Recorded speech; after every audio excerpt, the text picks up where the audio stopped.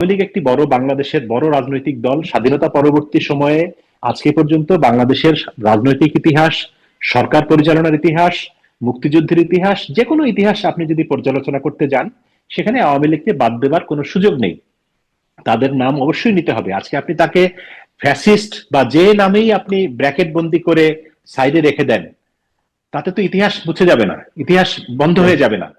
তো আপনি যদি একটু ইতিহাসের দিকে তাকান, আমরা যদি বাংলাদেশের নির্বাচনের ইতিহাসের দিকে তাকাই, বিএনপি এবং আওয়ামী লীগ এই দুটো দলের কোনো একটা নির্বাচনে অংশ নেয়নি, এবং সেই নির্বাচন মানুষের কাছে গ্রহণযোগ্য হয়েছে এমন ঘটনা স্বাধীনতা পরবর্তী বাংলাদেশে নেই। মানে 73 সালের নির্বাচনে তো আর বিএনপি ছিল না। তার পরবর্তী 79 সাল থেকে যখন জিয়াউর রহমানের সময় নির্বাচন হলো, বাংলাদেশের দ্বিতীয় সংসদ নির্বাচন, তারপরে এরশাদ সাহেবের আমলের নির্বাচনগুলি আপনি যদি দেখেন, 86 নির্বাচন, 88 নির্বাচন, কোনোটাই গ্রহণযোগ্য হয়নি। তারপরে এসে আপনি যখন এরশাদের পতনের পরে 90 পরবর্তী সময় বাংলাদেশের ইতিহাসে সবচেয়ে গ্রহণযোগ্য নির্বাচন হচ্ছে বিচারপতি শাহাবুদ্দিনের অস্থায়ী সরকারের অধীনে 91 সালের নির্বাচন, বিচারপতি হাবিবুর রহমানের অধীনে 1996 সালের তত্ত্বাবধায়ক সরকারের নির্বাচন, তারপরে 2001 সালের বিচারপতি লতিফুর রহমানের নির্বাচন, এবং 2008 সালে 111 সময়ের যে নির্বাচন।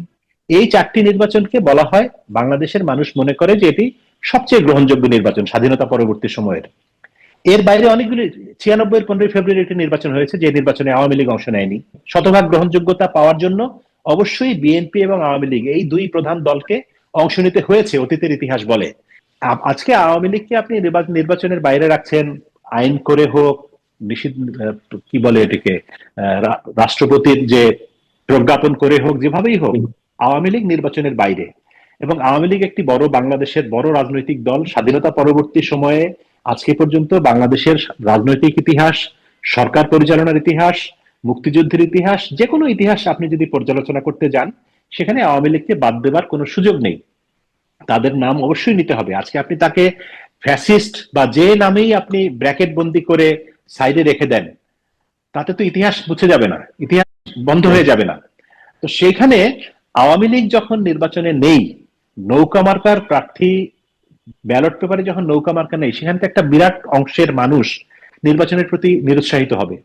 এবং তাদের যে সমর্থক আছে, তারা তারা তারা তো নিশ্চয়ই, আওয়ামী লীগের লোকজন তো নিশ্চয়ই বিএনপি কে ভোট দিবে না, জামাতকে ভোট দিবে না, জাতীয় পার্টিকেও ভোট দিবে না। এবং জাতীয় পার্টি তো একটা চিরদিনেরই একটা হাস্যকর পার্টি আমার কাছে মনে হয়। এরশাদ সাহেব যতদিন জীবিত ছিলেন, তখনও সকালে এক কথা, সন্ধ্যায় আরেক কথা, রাতে আরেক কথা, পরদিন সকালে আরেক কথা। তো ওনার পার্টির, ওনার মৃত্যুর পরে ওনার ভাই বেরাদার যারা আছেন, তারাও একই রকম আচরণ করছেন। ফলে জাতীয় পার্টি কোনোদিনও মানুষের আস্থার জায়গায় ছিল না। এরশাদ সাহেব তার স্বৈরাচারী ক্ষমতা ব্যবহার করে 9 বছর রাষ্ট্র পরিচালনা করেছেন, কিন্তু ভোটের জায়গায়, কিন্তু ভোটের রাজনীতিতে বাংলাদেশে বিএনপি আওয়ামী লীগ চিরদিন ছিল, এখনো আছে। ফলে আওয়ামী লীগ বিএনপি যে কোনো এক দলকে বাদ দিয়ে নির্বাচন করলে সেই নির্বাচন গ্রহণযোগ্য হবে না। এবং সেই নির্বাচিত সরকার, হ্যাঁ, শেখ হাসিনার সরকার দীর্ঘদিনের অভিজ্ঞতার কারণে, মানে সামরিক, বেসামরিক, আমলাতন্ত্র, পুলিশ, রাজনৈতিক সংগঠনকে মিলিয়ে তিনি দীর্ঘদিন ক্ষমতায় ছিলেন। কিন্তু এখন তো যারাই ক্ষমতায় আসুক, তারা তো সেই লেভেলের নাজুক অবস্থায়, মানে সেই লেভেলের শক্তিশালী অবস্থায় নেই। এখন তো সবাই নাজুক অবস্থায়।